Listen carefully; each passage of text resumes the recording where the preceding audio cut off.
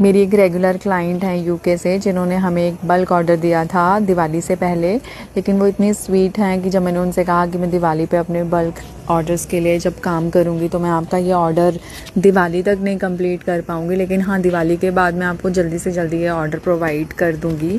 तो उन्होंने फटाफट से हाँ बोल दिया और कहा कि कोई बात नहीं कि आप अपने दिवाली के ऑर्डर्स कंप्लीट करो, लेकिन आप मुझे ये ऑर्डर नवंबर फर्स्ट वीक में दे देना।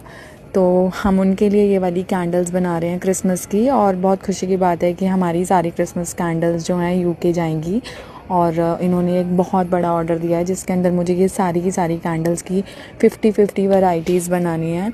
तो अगर आप भी अपने लिए क्रिसमस कैंडल्स की बुकिंग हमसे करना चाहते हैं तो आप हमें कात्यायनी कैंडल्स पर डीएम कर सकते हैं और हम आपके लिए आपकी फेवरेट कैंडल्स चुटकियों में बना देंगे।